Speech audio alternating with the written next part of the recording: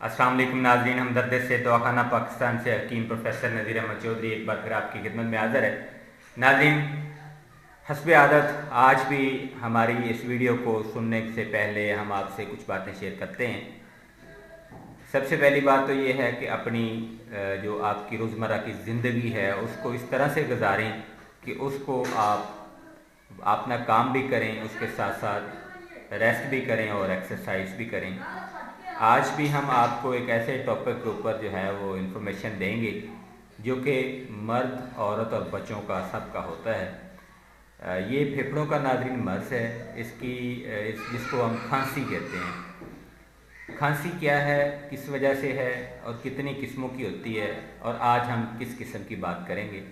आज हम बात करेंगे जी सिर्फ़ और सिर्फ बलगमी खांसी के ऊपर। इसके अलावा खुश्क खांसी भी होती है। आज हम बलगमी खांसी की बात करेंगे जिसमें बलगम जो है वो होना लाजम है, और उसकी वजह से क्या होता है, उसके असबाब क्या हैं, वो हम शेयर करेंगे एक दूसरे के साथ, आप लोगों को हम बताएंगे। लेकिन मसला ये है कि हम जो आपको अद्वियात बताते हैं वो सिर्फ़ और सिर्फ मेयारी होनी चाहिए, रजिस्टर्ड कंपनीज़ की होनी चाहिए, और उनको आप जिस तरीके से हम इस्तेमाल करवाते हैं, जिस तरीके से हम आपको बताते हैं, उसी तरीके से अगर आप इस्तेमाल करें, या इसके अलावा आप जहाँ से आपको वो अद्वियात अवेलेबल हैं, जहाँ से आपको वो मिल रही हैं, उनके ऊपर तरीका इस्तेमाल लिखा होता है, उस तरीके का आप इस्तेमाल करेंगे तो इंशाअल्लाह अल्लाह ताला आपको शिफा कामिला अजल अता फरमाएगा।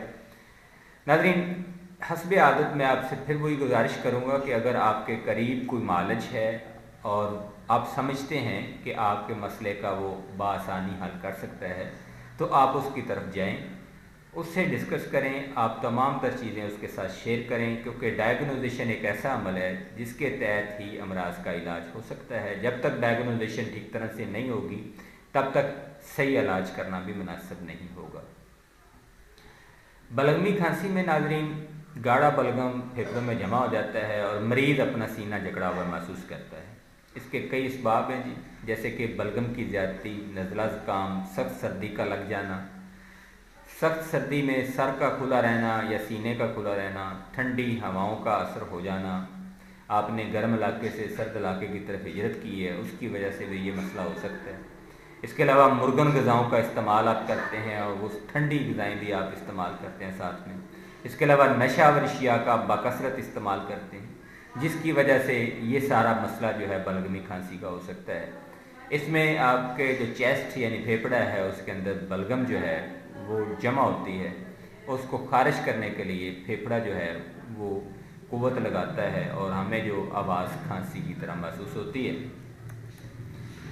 इसके ऊपर नाज़रीन जो जरासीमी असरात होते हैं या वायरसी असरात होते हैं, अगर उनके ऊपर भी बात की जाए तो बिल्कुल दुरुस्त है, वो भी लाजम है।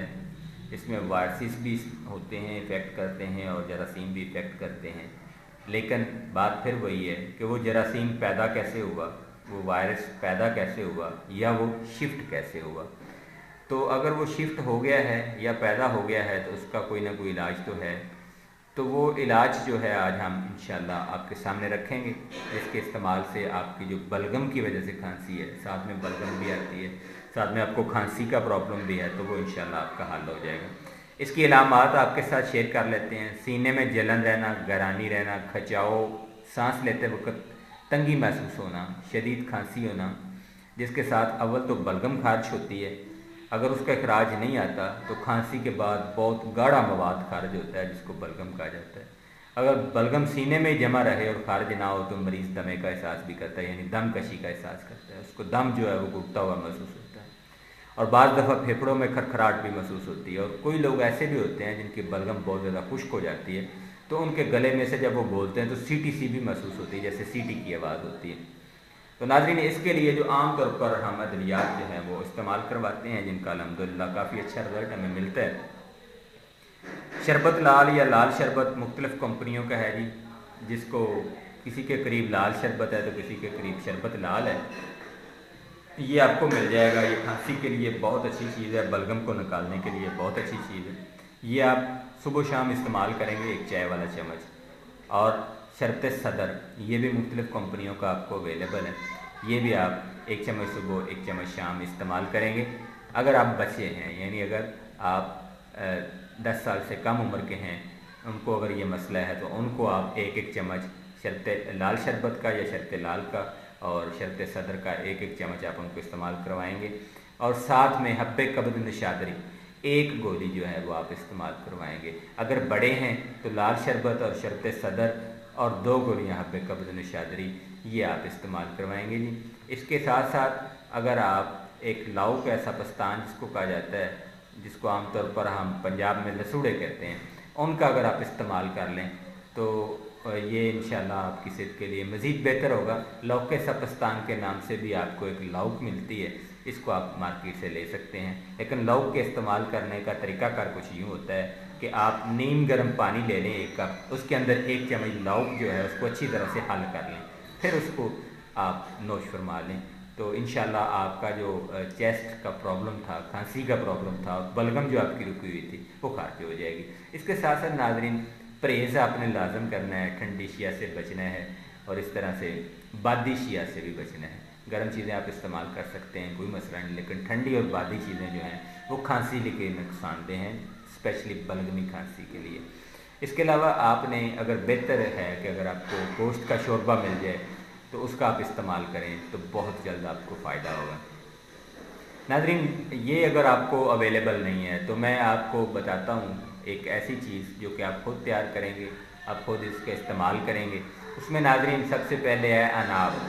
अनाब 5 दाने हैं जी, 5 अदद आपने लेने हैं। ये एक खुराक की मैं बात बता रहा हूँ, आपने जितनी खुराकें इस्तेमाल करनी है उसी हिसाब से आप उसको इस्तेमाल कर सकते हैं, ले सकते हैं।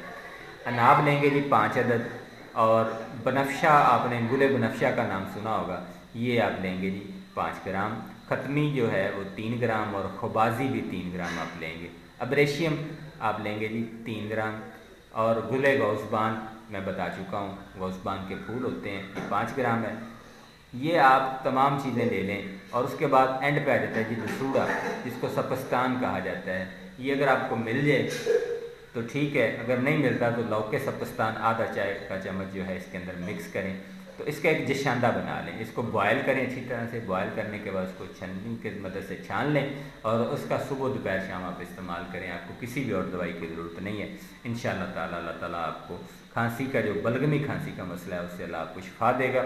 मुझे अपनी दुआओं में याद रखिएगा। जिन लोगों ने अभी तक हमारे चैनल को सब्सक्राइब नहीं किया वो हमारे चैनल को सब्सक्राइब करें और अपने दुआओं में हमें याद रखें।